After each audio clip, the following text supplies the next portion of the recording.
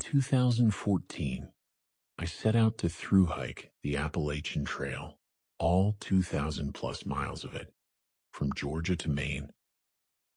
If you've never done a thru-hike, there's something you need to understand. The trail becomes your whole world. You start to feel like you know it. Every shelter, every water source, every mile marker becomes familiar. But there are parts of that trail that don't want to be known. By the time I reached central Maine, I was maybe 10 days from the finish line, the northern terminus, the end of this incredible journey.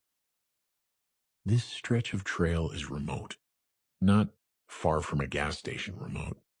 I mean deep, isolated, middle-of-nowhere wilderness, where the trees seem to close in around you, and the silence feels older than you are.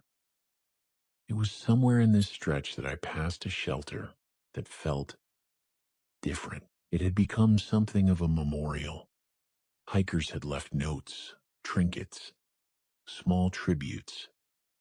See, the year before, a woman named Geraldine Largay, trail name Inchworm, had vanished without a trace while hiking this exact section.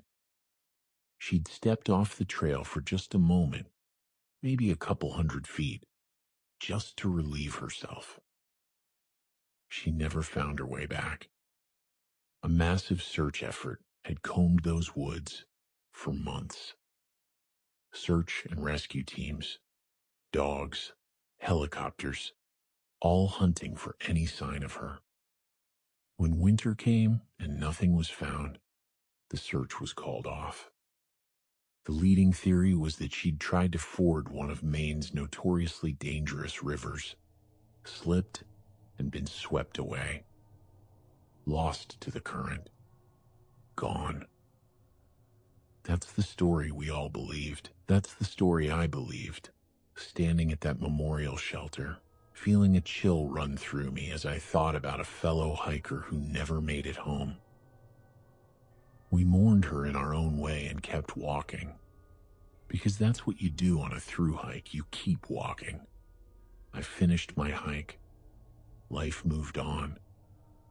Then, in 2015, almost a full year later, a forester was working in those same woods. And what he stumbled across made my blood run cold when I heard about it. It wasn't by the river. It was Geraldine, wrapped in her own sleeping bag, exactly where she had died less than 2 miles from the trail corridor. She hadn't been swept away by any river.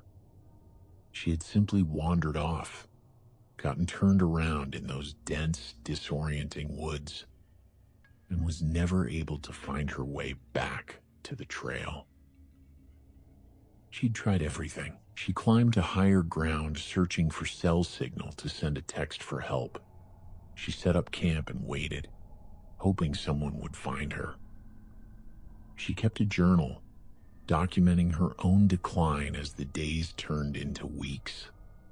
Weeks turned into nearly a month before she finally succumbed to exposure and starvation, alone in those silent Maine woods. 2 miles.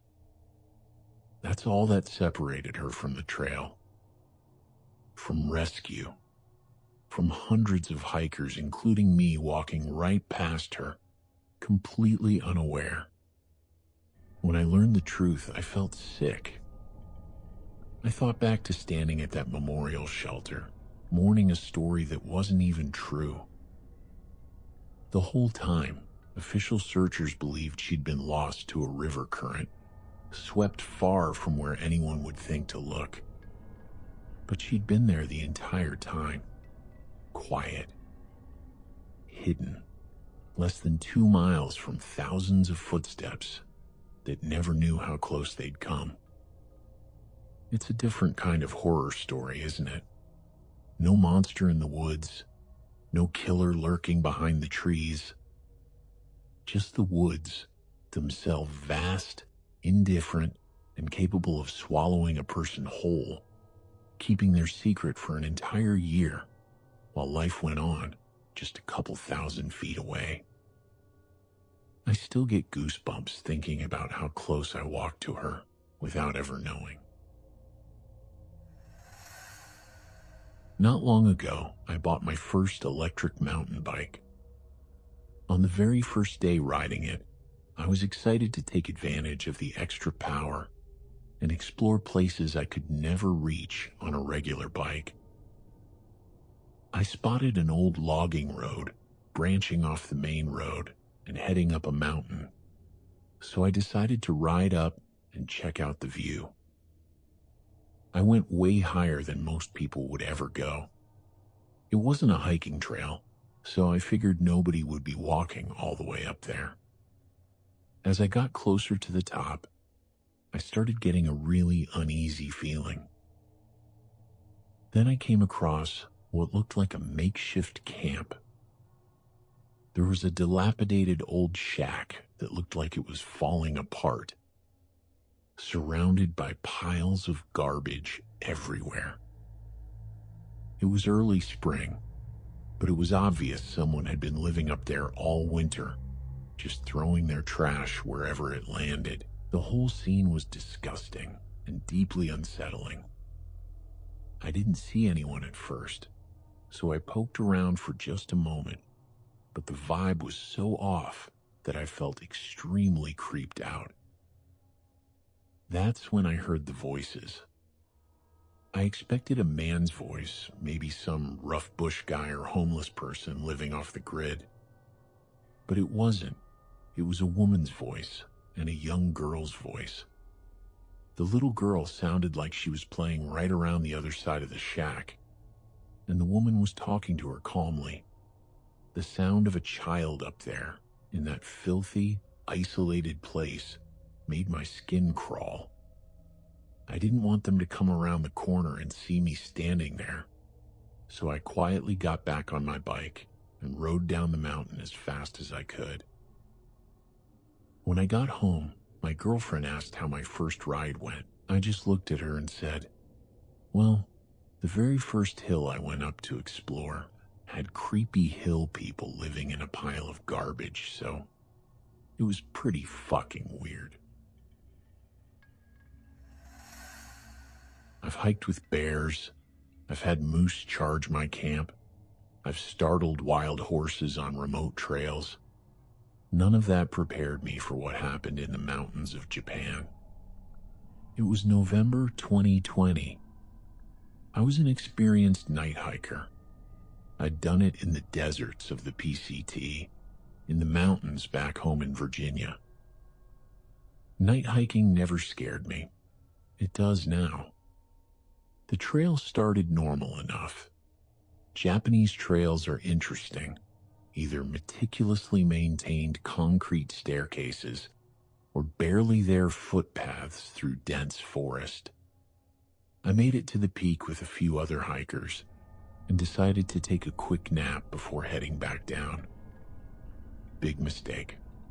I woke up 30 minutes later completely alone.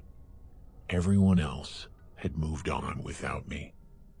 It was still before 4 p.m., so I wasn't worried plenty of daylight left, right? I forgot one critical detail. I was hiking through a valley. The sun doesn't reach valleys the same way. By 4 p.m., I was already hiking by headlamp alone, navigating a narrow ridgeline in the gathering dark. That's when the shrines started appearing.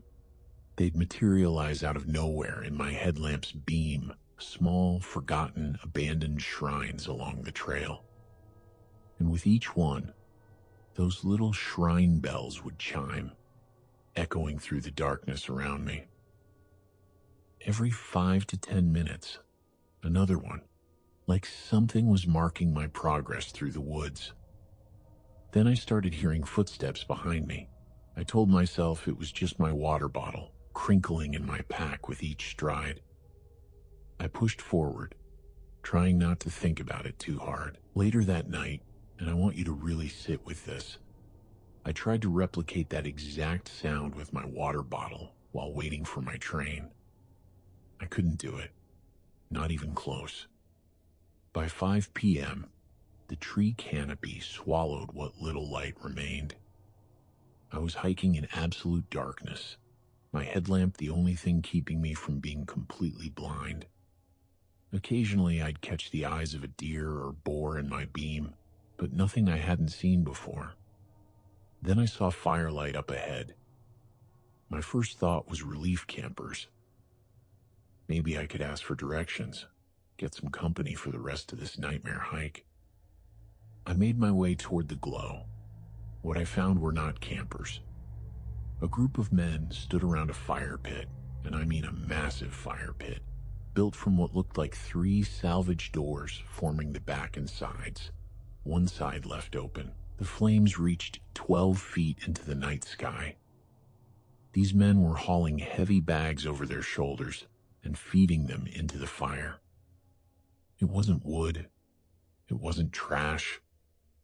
Whatever was in those bags was heavy, too heavy, and I had no idea what it was. That's when the barking started. The shacks around the fire weren't shacks. They were kennels. Dozens of dogs, suddenly alert, suddenly screaming into the night. And just like that, every flashlight beam in that clearing swung directly toward me. I didn't wait to find out what happened next. I ran. As I sprinted back down the trail, I started noticing no trespassing signs I'd somehow missed on the way up, all of them facing downhill, facing the exact direction I was now running. I finally broke free of the tree line and reached the edge of a small town, gasping for breath, desperate to get to the train station and just go home.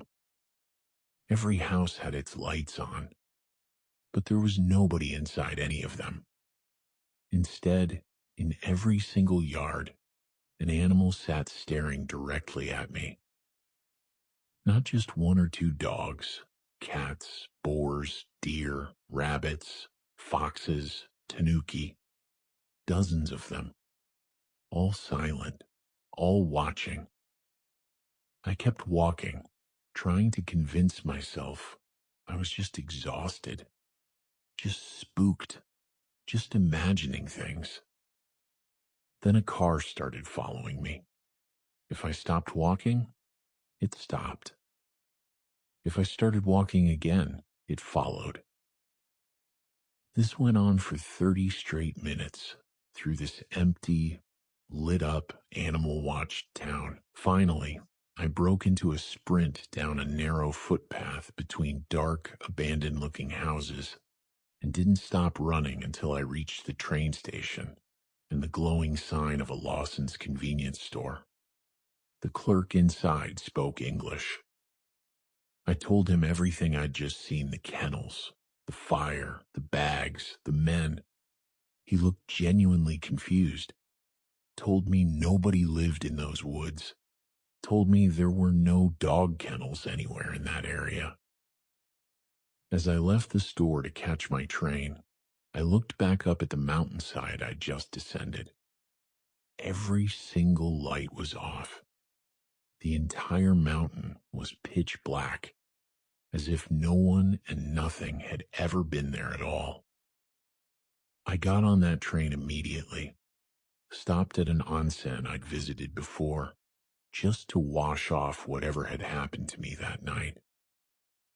Then I went straight home. I've continued hiking at night since then in Hokkaido, in Kyoto, even back in the deserts and mountains I love. But I made myself one promise after that November night. I will never hike at night in those mountains again. Nothing, not bears, not moose, not anything has ever spooked me like that night did. We found an abandoned planned housing development. There wasn't much out there, just 600 feet of paved road that ended in a cul-de-sac.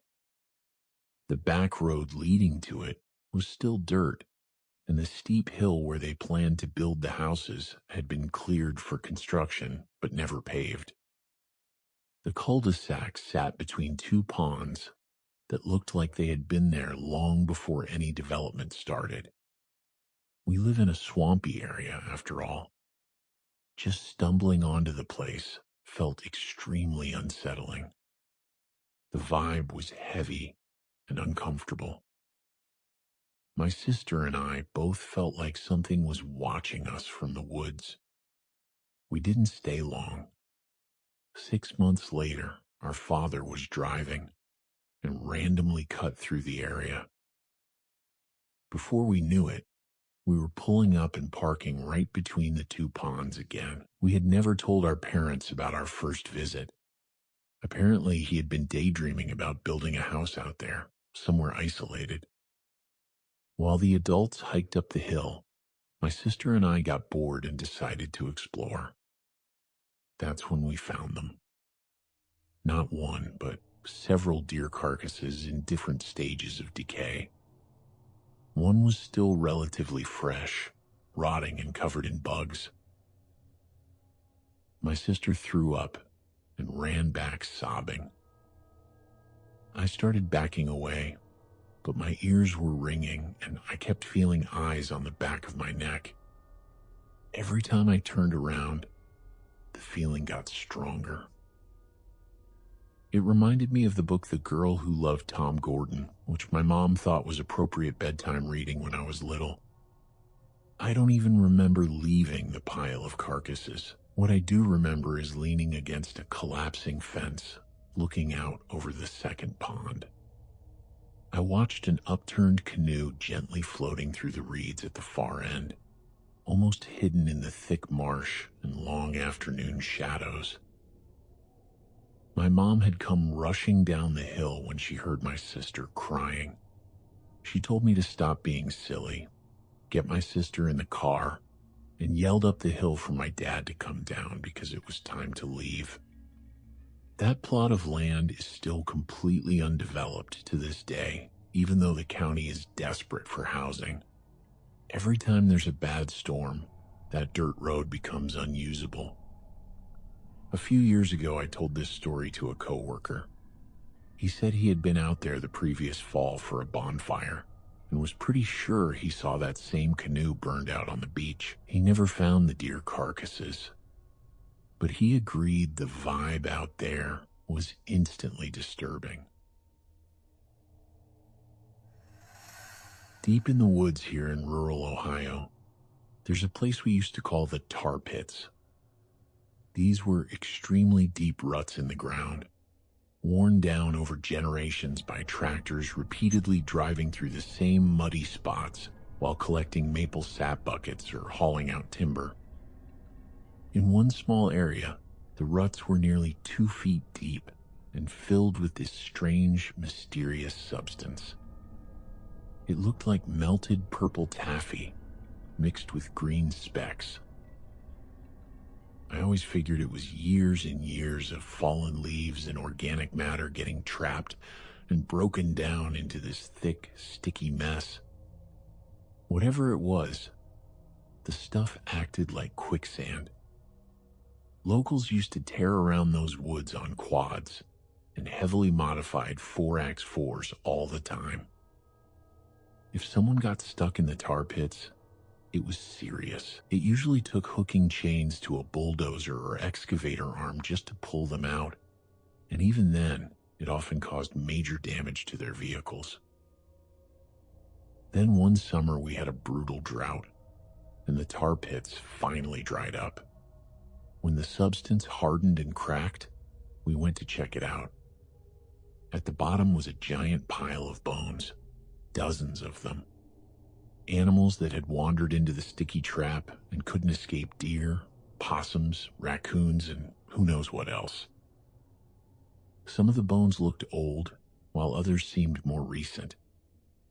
We stood there for a while just staring at the gruesome sight. Call us stupid hillbillies if you want, but a few of us went back later, loaded up all the bones we could carry, and buried them properly in a big hole somewhere else in the woods.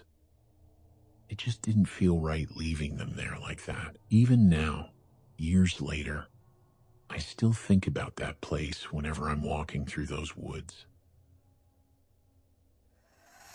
It was freshman year of high school.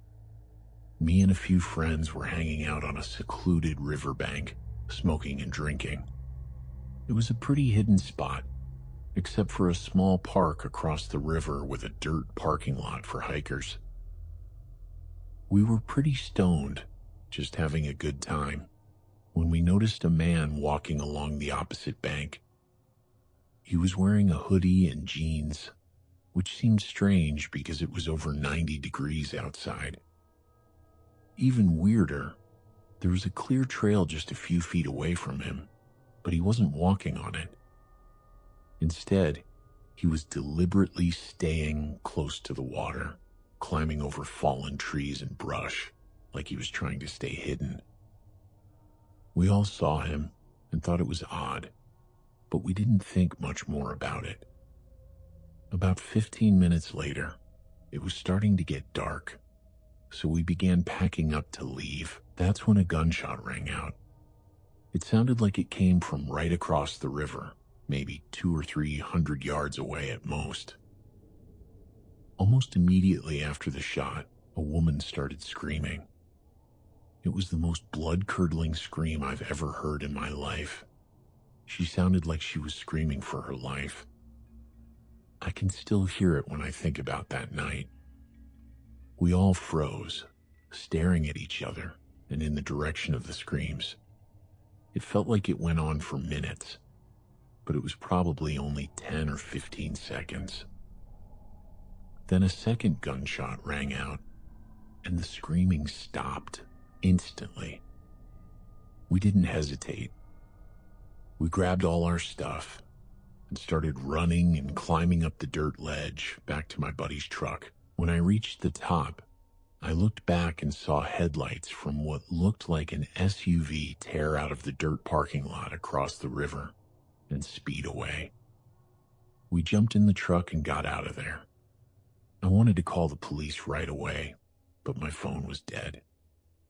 I told my friend to call, but they were all too scared. We were only 14 to 16 years old, drunk and stoned, with drugs and alcohol on us. They didn't want to get in trouble. I argued with them, but they refused. When we finally got back to my buddy's house, he called the police. We told the dispatcher what we heard.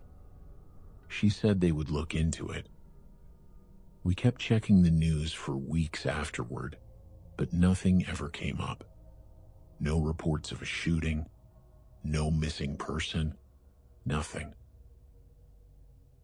To this day, I still wonder what happened on the other side of that river. A few years ago, my friends and I used to camp and hike a lot in northern Arizona. There were usually 10 to 12 of us, and one of our favorite things to do after dark was play a big game of hide and seek. The first night we arrived, it was already getting late, so we set up camp quickly and decided to play. We paired off into couples for safety while the two hunters used walkie-talkies to communicate. I preferred staying close to camp. Me and my partner hid on top of a small hill surrounded by rocks and dead trees. It gave us a perfect view of the campsite, and no one could sneak up on us from behind. While we were waiting, we suddenly saw someone walking into our camp. We knew immediately it wasn't one of us. The figure was close to 7 feet tall, but looked incredibly frail and skinny. He kept violently shaking his head, like he had a twitch or was on something.